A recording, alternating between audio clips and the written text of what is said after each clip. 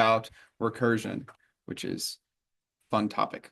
But first, we must get through mathematical string notation. So string theory, not the theory that like there's like parallel Earths or whatever. I don't know why they call it string theory. Is a mathematical model that we will use is of mathematical strings. You'll be able to tell a little bit of a cheat sheet in any of the slides when we're talking about mathematical strings versus Java strings.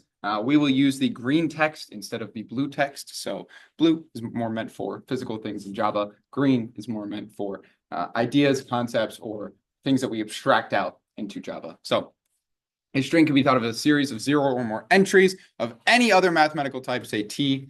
T is what's known as the entry type. So you can have a mathematical string of integers, of doubles, of strings, the Java kind, of naturals, of simple writers. Anything that you can model, basically, can be an entry of a string. And then we call that a string of T's. Important note, string is not equal to string. You'll notice because one is blue, the other is green. But there are more differences, actually. String is a programming type, and then string is a mathematical type. So string in Java, you can't have a string in Java that is an integer, but you can have a string, a mathematical string that is a string of integers. Since we called the mathematical model of the Java primitive type char by the name character, we have, yes. So type string is modeled by a string of characters. So these characters are the entries in the string. Okay. So we use a different notation for strings than we would in Java. So in Java, pretty much just quotes where anything between the quotes is contained within the string. In mathematical notation, we use these brackets, and each entry is essentially a entry in the string. It's a lot of dashes. Using myself. So this would be a string of characters or a string of strings in the mathematical sense. And then the one on top would be a Java string, different things. Okay, there can be duplicate entries, and then the order of the entries is important. So when we talk about the uniqueness of mathematical strings, this is not the same string as this because the order does matter. And you can have things such as 2 to 3 with duplicates, and then 3, 2, 3, which is an entirely separate string. All 4 of those things are completely distinct strings. We'll get into something known as sets, where the order does not matter. So those top 2 would be the same, and the bottom 2 would be the same. And actually, the bottom 2 would be illegal because in sets, duplicate elements are not allowed. But for mathematical strings, you're allowed duplicates, and then the order of those strings matter. Okay, the empty string is just a bracket and then a closing bracket, like that. And it denotes that there is nothing within the string. So in order to denote a specific string, as we have done on the board here, you would just introduce the components contained between the brackets. So this is a string of integers, string of characters, string of nothing. All right, string of integer values whose entries are the mathematical integer, so not the Java integer. We're talking about mathematical integers, 1, 2, 3, and 2. And then these ones are character values, whose values are G and O. Mathematical characters, not Java characters. Separate the two in your mind. Build a wall between them. Okay. We may also use a special notation Go for the same string of character values. So this mathematical string, like if we were talking about this as a mathematical string rather than a Java string, could also be represented as a string of characters. And oftentimes we do that. So those two would be equivalent in mathematical notation. Because we're saying that a string, a mathematical string, simply is a string of characters. And what is on the bottom is a string of characters. Empty string is empty string. Okay, so concatenation is the way in which we add 2 strings together. It's fairly counterintuitive, as normally in mathematics, the star is used for multiplication. However, when we're talking about mathematical strings, it is used for concatenation. So we say that S and T, or S plus T, S multiplied by T, is just the concatenation of the 2 strings, where the order is remaining the same throughout them all. So we concatenate the integer string 1, 2 with the integer string 3, 2, we get 1, 2, 3, 2. Same with go. Anything concatenated with the empty string or the empty string concatenated with anything else just ends up being whatever the other string is, because you can't add nothing to something and expect something different. And then the empty string concatenated with itself is, believe it or not, also the empty string. Right, so this can be known as the string of characters, or it could just be a mathematical string. Okay, important to note that separating them out, again, mathematical strings use this symbol, the star. Java strings use the plus sign to concatenate strings. So if you wanted to write the equivalent statement in Java of, say, go plus the empty string, it would be go plus the empty string. You would not use you would not use the star in order to concatenate them. Okay, that's the same string use concatenation. Some words, some definitions. We say that S is a substring of T if with two Fs means if and only if. So we say S is a substring of T if and only if the entries of S appear consecutively in T. Remember, because order matters. So we had another string, say 3, 4, 1, 2, 8. And then this was S, and this was T. S would be a substring of T because the entries appear consecutively within the string. 2, 1 would not be a substring of T because the order matters, and we do not have a concatenation of characters or a series of characters in which 2 and 1 appear consecutively within the string T. So it would not be a substring. S is a prefix of T if and only if the entries of S appear consecutively at the beginning of T. So S would not be a prefix in this case, but if we said 1, 2, 3, 4, 8, in this case, S would be a prefix of T because it starts at the beginning. And then a suffix.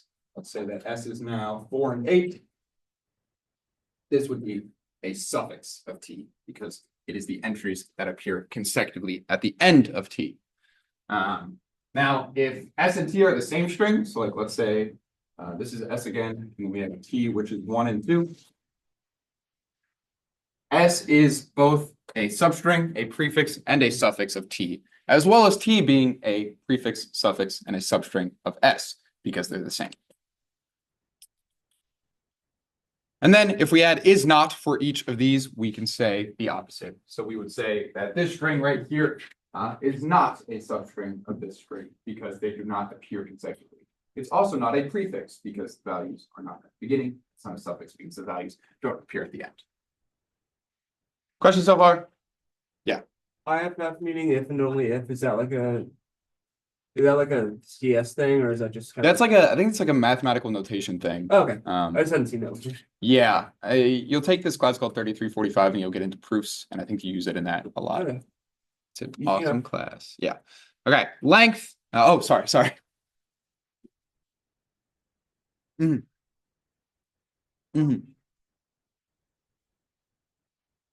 be a mathematical string. Yes. Yes. Or it can be a mathematical string, if that makes any sense. So you can have a string of characters, but you can also call that a string, like mathematical string lowercase in green. I don't know. The only time in which it is a Java string is when you have it in capitalization. Let me go back to the slide actually. Right, so this would still be considered like a mathematical string because it's the mathematical model on which we build Java strings. But another way to write it would be this, because strings definitionally are a string of characters. It's very confusing. It uses the word string far too much, I believe, but usually there will be a very clear distinction between the two or three. Okay, where were we? We were at the length. Length is denoted by these pipes, vertical pipes, and it's just the amount of entries in S. So the length of the empty set is 0, or the length of the empty string is 0. The length of G and O is 2, and then 1, 2, 3, 2. Hopefully we all could count. 1, 2, 3, 4 is 4. Cool. Okay, substring. This is probably the most difficult thing in this Slide deck, everything else seems not too bad. I'm gonna erase this, by the way, that's okay. When we talk about the substring of a string, we provided two values. We provide with a starting location and then an ending location.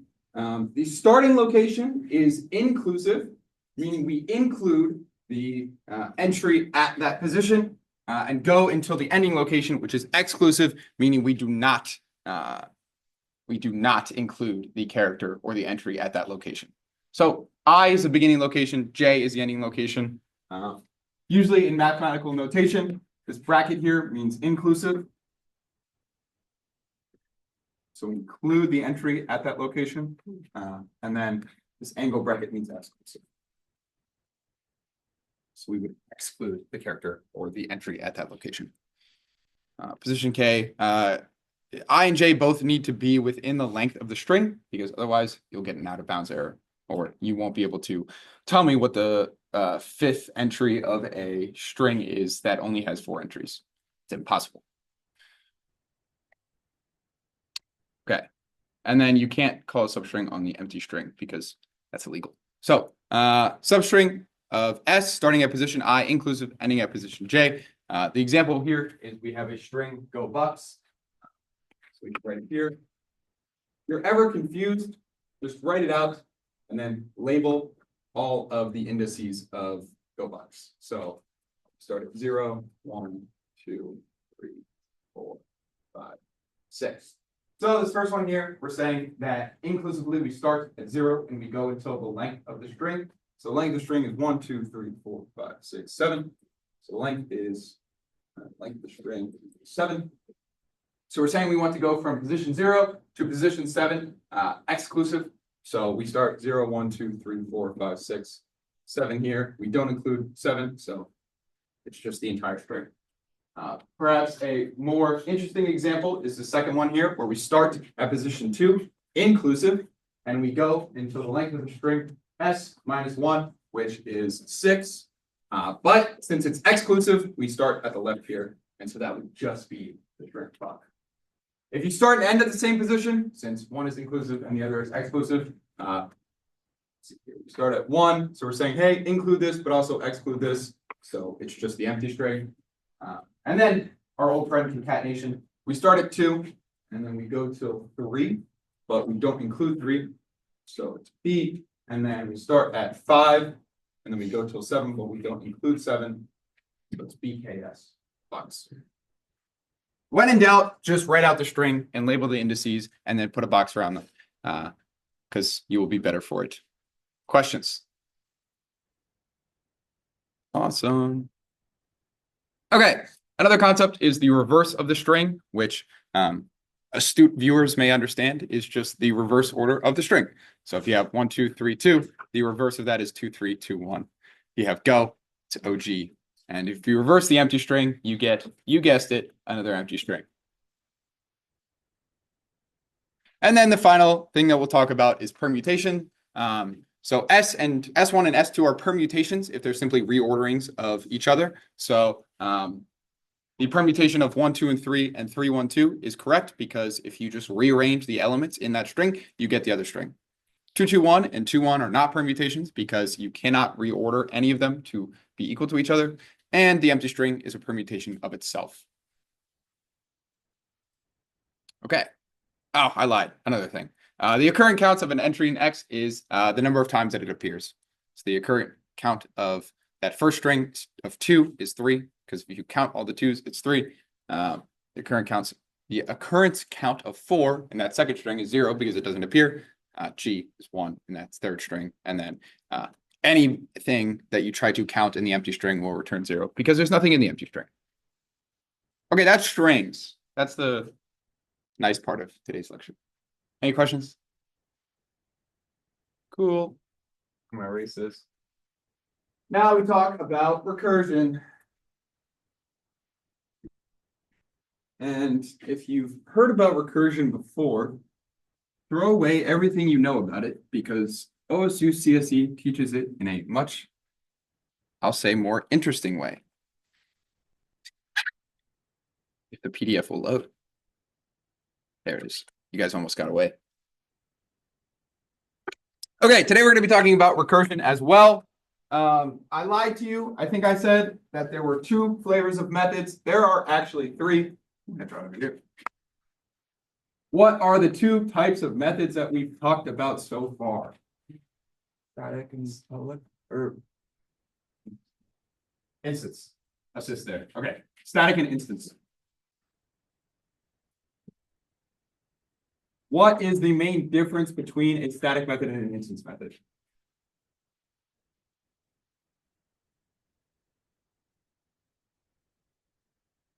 Yeah.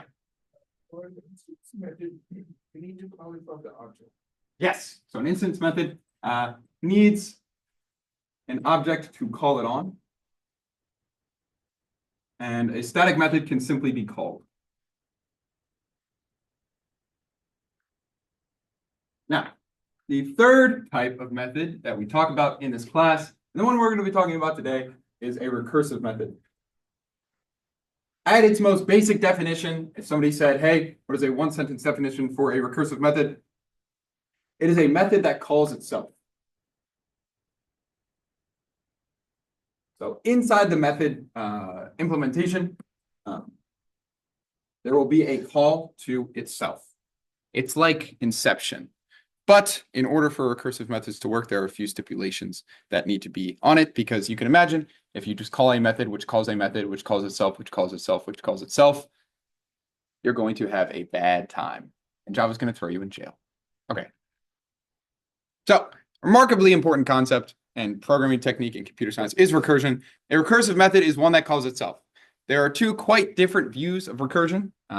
And we ask for your patience, the OSU CSE department, as we introduce them one at a time. So we're not going to get into how recursion works or really a direct way of talking about recursion. Instead, we're going to take a roundabout way, but we will get to the end location all the same. We are just taking the scenic route.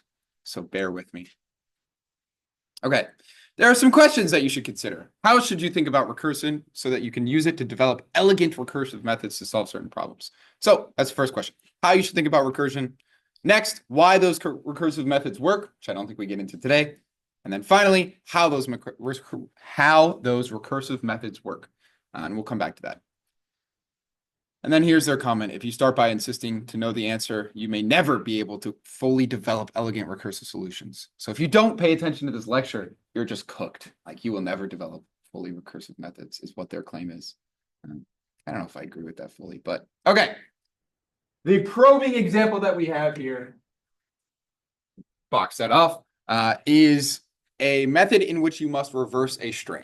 So you're given a string, and then you're asked to provide the reversal of that string. So we just talked about reverse in mathematical notation. So if we have a string like hello, the correct output would be O-L-O-E-A. And that's what the contract looks like. So we could sit here and try to implement the body, but they've done it for us. This is one way in which you could do it, known as iteratively as opposed to recursively. That's a terminology thing that you'll get into, which is there are ways to do things iteratively, which means that you iterate through something and you don't call any external method recursively. And then there's ways to do things recursively when you call recursive methods. But here is a way to do it iteratively. You start with an empty string and you loop through the string that is passed in. And simply what you do is you add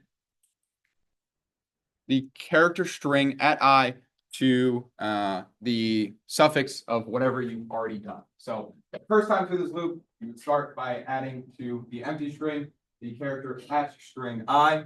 So in this case, H. The second time you go through, you would add the string at position 1, so E, and then you add whatever you already have onto the end of it, EH. The third time, L. You can probably see where this is going. And finally, you will end up with your method or your reverse string. That is one way that you could do it. And we could trace it if we really want to, but we kind of just did. In terms of having a tracing table, you might have to trace through code like this where you're doing strings. You also might have to trace through recursive methods, and we'll get to how to do that. But essentially what it's doing is it's just taking a character and appending whatever's left of the string onto it, each iteration. So you start with A, you start with the first character, but then you, instead of concatenating the second character onto the back of the string, you concatenate it. You concatenate the back of the string onto the character that you're currently at. And if you do that, it works correctly and it works fine and it's cool. But did I mention there is already a static method in the class free lunch with the exact same contract? What? There's a static method called free lunch. Static methods, as we have talked about, are methods that you can call from other classes that perform certain functionality for you. So what my claim is that there is a method in this free lunch class which already does the reversal of the string for you. And it's called reversed string. So some utility class which takes in a string, has the exact same contract, reverses the string for you. However, free lunches always come with stipulations. Nothing is ever good. The quite nasty thing about free lunch is that the methods do not directly solve your problem. You have to make the problem smaller first. So free lunch has a stipulation where you have to make the problem smaller. It's not going to just do the work for you. You cannot just pass in a string and then call the free lunch.reverse string method. That would be far too easy. You have to make the problem smaller first. So there's some stipulation that says, hey, whatever the length of this string is that gets passed into my method must be smaller than the string that was passed into your method for some reason.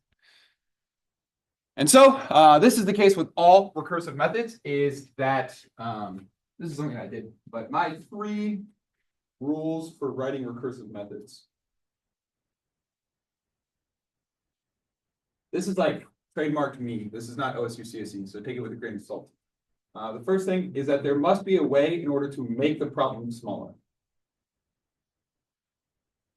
So in all recursive methods, there will be a problem. In this case, we're saying the problem is that we have a string that we want to reverse. You could think of any other method in which you have a problem that you can make smaller, and you could probably solve it using recursion. So a key recursive thinking is the ability to recognize a smaller instance of the same problem hiding inside the problem that you need to solve. So the property of a string reversal that they have here is that if you reverse a certain entry concatenated with A, it is the same as reversing A and concatenating X. What do we mean by this? Well, we have the string hello. The reversal of hello is OLLEH, which is the same as concatenating the first or the last character, let's say O here, with the reversal of the first 4 characters. I'm not going to write hello. Oh gosh, bad example. Okay, well, pretend that's okay. Anyways, it's the same thing. So if you concatenate the last character with the reversal of the first however many characters, you get the same thing as the reversal of the initial string. So how can we use this to our advantage? Well, you can imagine we have this free lunch utility class. I'm going to change the example so I don't have hell written on the board. Let's say dog. Dog's reversal is, oh, well, I guess that's God. That's cat. Hack. That's not a bad word. The same thing is the concatenation of the last character, so T, with the reversal of the rest of the characters, so TA is the same thing as TAC. Cool. Okay. So you can imagine we have this utility class which reverses a string as long as we make it smaller. So how do we reverse the string cat? Well, we make it smaller by chopping off the last character, because we know that if we chop off the last character and then reverse what's left and then add the chopped off last character to the beginning, then we have our solution. So let's write that out in an actual way that you can understand. That's not to be blabbering, but how do we make it smaller? We chop off the last character because we know if we then take the resulting solution and reverse it, we get AC. And then what we can do is we can add that character that we chopped off back to the beginning, and we have a reverse string. So it's not just passing it in to the free lunch method, but it is quite close. So if we had some way to reverse a string of length 4, say, then we could reverse a string of length 5 by chopping off the character on the left end. On the left end. Uh-oh. Did I do it backwards? Oh my God, I've been doing this whole thing backwards. Okay. Same strategy though. You chop off the character at the left end. You reverse this, and then you just add the character on the back. I suppose it could work the other way too, but this way is easier because it's easy to get the first character of a string because it's just the 0th index. So this is the reversal of a t, and which is t, and then you add the first character. Okay. So same methodology, different side of the coin, where you're reversing whatever's left of the string after chopping off the first character. Okay, let's reiterate that. Chop off the first character, reverse what's left, and then add the character that was removed onto the right end. And this we can do because we have the free lunch method, reverse string. So if we wanted to write a method that uses the free lunch class, what we could do is we could chop off the first character by using a substring, reverse it using the free lunch method that has been given to us. Thank you, Bucci. And then we could just add the character onto the end. The smaller instance of exactly the same problem that we need to solve, which is reversing it. So now we can use our free lunch class. We have the exact methodology that we just described. We chop off the rest of the string. So if we were using our cat example here, sub now becomes whatever is left after chopping off the left character, which is AT. It's sub. Then we call string reverse sub, which uses our free lunch method. So now reverse sub. And since we know that the free lunch method works because it was given to us, it's free, it's awesome. We just reverse the string. Finally, our result is whatever that was, so TA, plus the first character of the string before we chopped off its character, which was C. We add it back. And this works for any length of string because of this mathematical property that we defined above here. Yeah, question? Because it's illegal. In this fake free lunch, oh, sorry, I don't mean to ruin it. In this free lunch class that we have, in order to have the method work, it needs to work on a smaller problem. So we have this reverse string method in the free lunch class, but it won't work on the full length of the string. It has to work on a smaller version of the string. And this works. We can assume that the free lunch class works correctly, which means that when we pass in the substring BC, we can be sure that afterwards it is CB, and then we add it back on. So when you have, this is an important note, when you have a tracing table and it calls to another method that you did not implement, or say you don't know what it does, you're allowed to assume that it does whatever the contract says because you're the client in that case. So we can assume that the free lunch.reverse string method works because we are the client and the contract tells us that it does. So the contract says that it ensures that the reverse string is a reverse of S. Okay, so we are almost done with lunch. It's almost time. But, oh, there's one more thing that we have to do. S must not be the empty string. So if we pass in an empty string and then we try to call the substring on it after the first character, it's going to give us an error because there is no first character. So we have to include a simple check to make sure that the string has a length of at least 1. So if s.length equals 0, we would just return s, else we can finally do what we did before. Now, this has 2 return statements, which you might notice is illegal, but I believe there's another way to do it without using 2 return statements that we get into. Okay, this could also be written as s.equals the empty string, but not as s equals the empty string because strings are reference types. So just another way to do that. And then returning an empty string could also be done as returning the empty string. But in this case, since we know that it is empty string because the empty string has a length of 0, we can just return S. And then here's the kicker. There is no free lunch. This is OSU CSE's bread and butter, if you will say. If you go to any student who's graduated from this university and say there is no free lunch, they will punch you because they remember this lecture. It's infamous, you could say. So there is no free lunch. Obviously, there is no such thing as a free lunch, is the saying, as the saying goes. And so this free lunch class that I've been pulling you guys along, telling you it exists for the last 20 minutes, I've been lying. I do a lot of that in this class. There is no free lunch. Instead of using the free lunch.reverse subclass, you simply call the recursive method that we have just written. So you simply call the method that we have written, and it works. And that's how recursion works, essentially.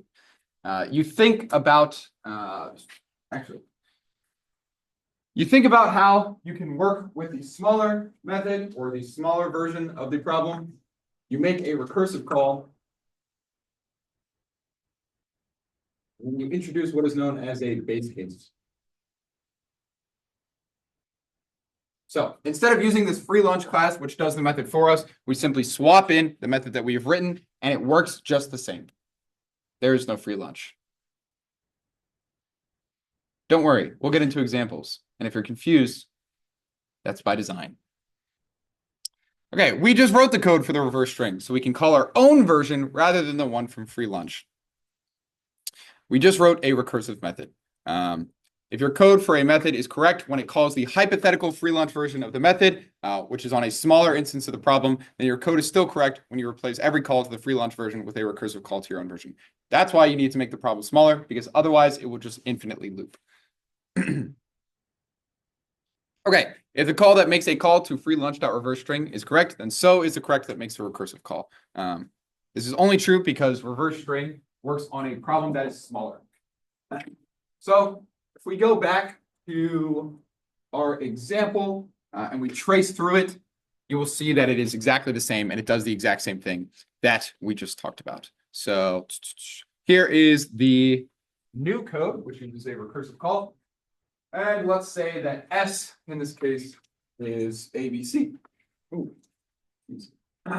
So we begin if S.length equals 0, not true because S is length of 3. So we say string sub equals S.substring. So everything after the first character. So sub in this case is BC. The reverse string or reverse sub is going to be whatever is returned from the recursive call of reverse string, passing in sub as the actual string. So what we do in this case is we start another call to another method. So there's two different versions of the reverse string method that we are working with now. There's the one that's reversing the string ABC, and there's the one that's reversing the string BC. BC length not equal to 0, so we don't just return the empty string. So again, we say sub. This is a different sub than this one because we're in a different call to the method is just C. And then we're saying reverse sub is equal to whatever is returned by the recursive call calling reverse string on sub. So we go to another call where this time S is equal to C. We say if S.length equals 0, wrong, string sub equals S.substring, everything after the first character, empty string, and then we say, hey, reverse sub is the result of whatever gets returned to us by the call to a reverse string where we pass in this substring, which is empty. Now, barely any time, barely any space. Now we get here, we say if S.length equals 0, which is true, we just return the empty string.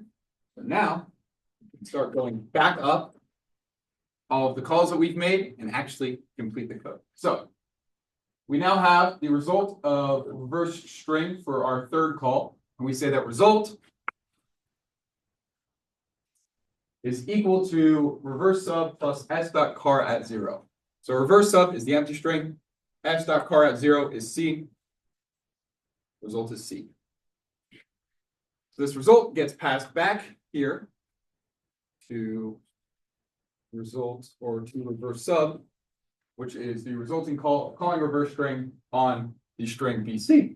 Oh my gosh, that was bad. Okay, I swear I'm 22. And then result is equal to reverse sub in this case, which is C, plus s dot car at 0, which is B.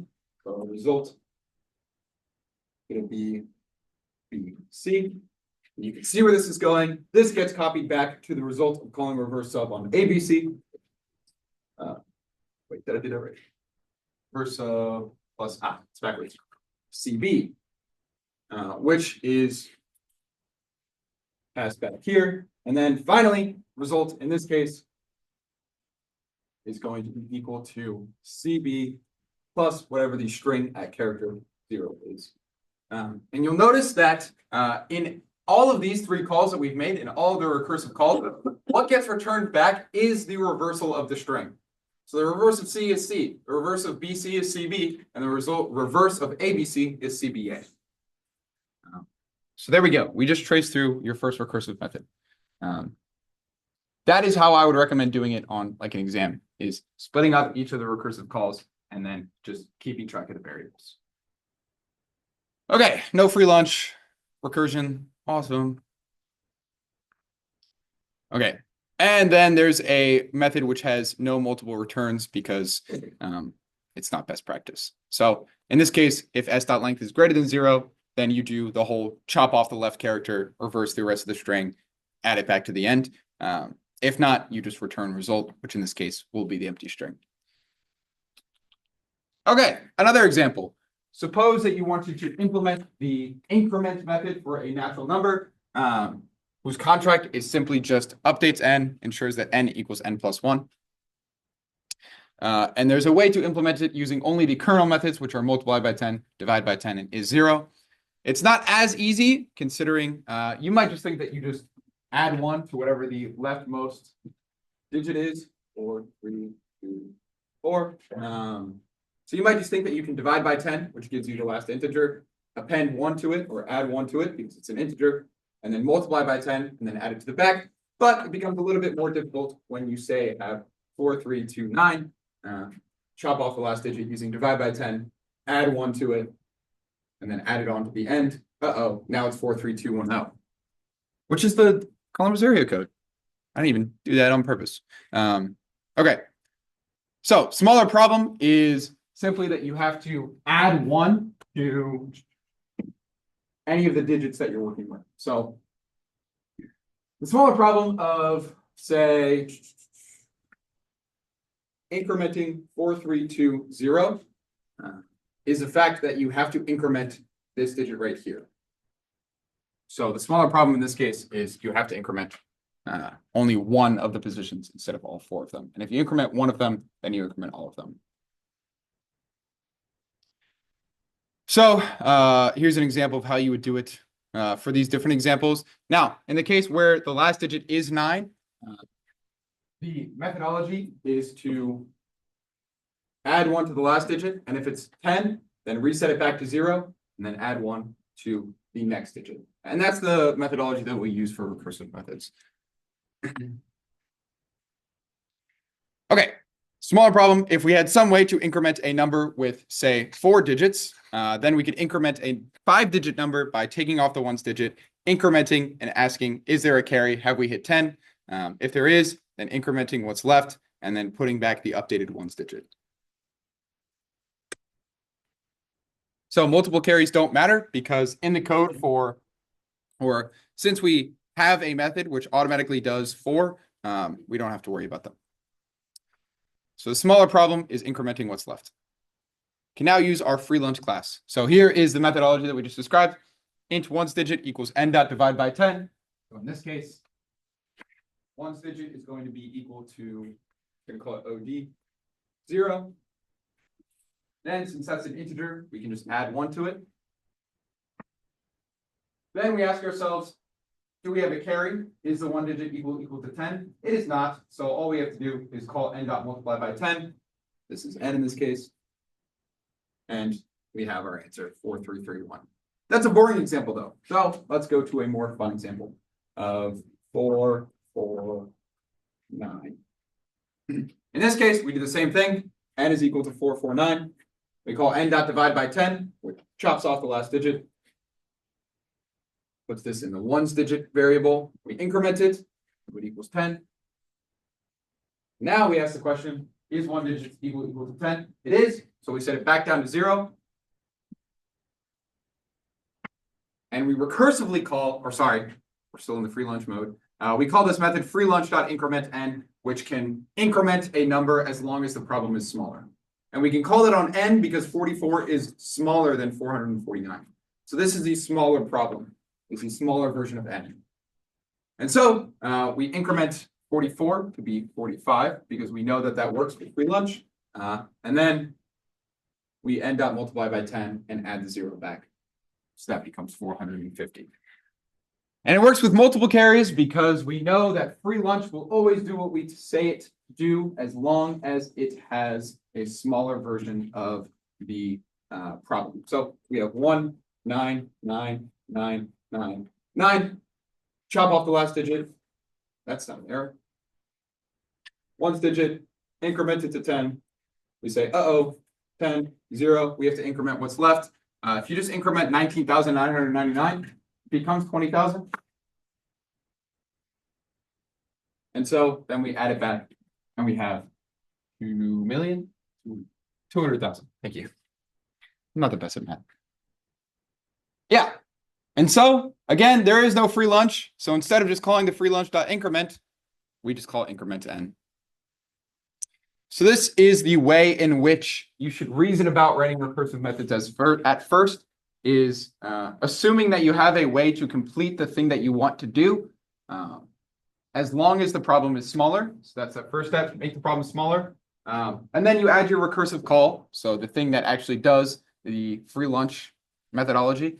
And then finally, you need a base case. So you need a case in which to stop at, because otherwise you will just keep going forever. Okay. So if the code that makes to a call to free lunch.increment is correct, then so is the code which makes the recursive call. Okay. Okay, final example that we'll talk about today is the power method, which raises an int to a certain power. In this case, the smaller problem is a mathematical property in which the power of n to the p is the same as multiplying n times n to the p minus 1. So if we have, let's say, like 40 to the 31st power, that is the same as saying 40 times 40 to the 30th power. And then there's another mathematical property that we can do, or there's another mathematical property. Oh, it doesn't get into it yet, I guess. Oh yeah, so you could write a, sorry, I got myself confused for a second. The smaller problem in this case is computing the power of 40 to the 30th power as opposed to 40 to the 31st power. So if you had a free lunch method that was able to compute the power of some value as long as it was smaller than the initial value, so as long as it was smaller than 40 to the power of the 31st, you could calculate 40 to the power of the 31st by multiplying 40 times 40 to the power of 30, which is a smaller problem. And since we have a free lunch method, you can do that. Yeah. 40 times 40.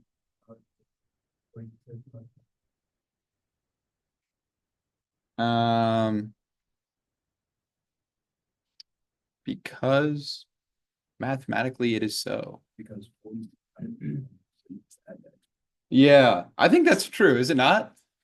Yeah, because like the 31 is like 40 times 40. Yeah, 40. it's mathematically true.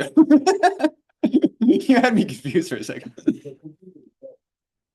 It'd be too big, yeah. But okay, I chose two big numbers. Okay, 2 cubed is the same as 2 times 2 squared, right?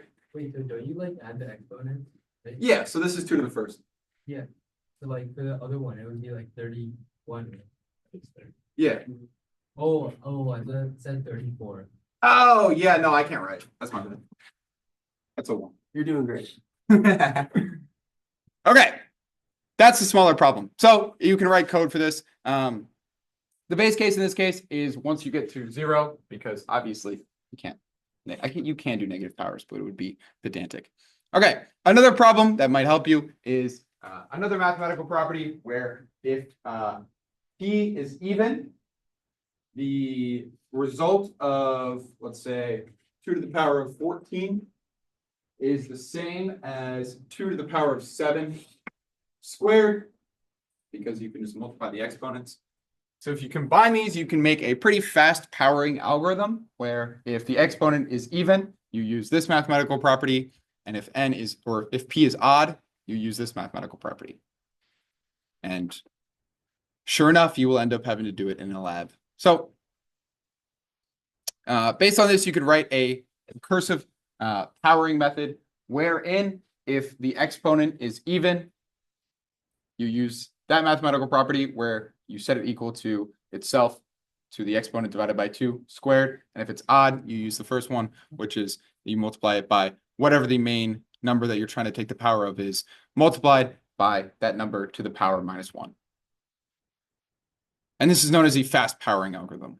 It's much faster than an iterative code, in which case you just iterate through, let's say, 31 digits, and then you multiply 40 31 times.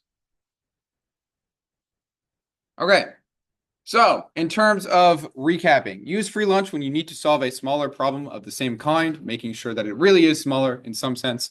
Show that your code is correct, assuming that the free lunch.power has the same contract as the power code that you're writing, and then replace any calls to free lunch with your own version of power, as there is no free lunch. I'm not going to force you to use the free lunch method to write recursive methods, because a lot of people, not me, obviously, think that it is a little, I don't want to say stupid. I think that's a little pedantic. So you don't have to use the free lunch methodology if you want. It helps some people reason about writing recursive methods without having to think about actually the recursive part of the recursive method. Okay, any questions? Cool. You will write recursive methods tomorrow. It's a fun Friday challenge. Have a good day. Thank you. Yeah.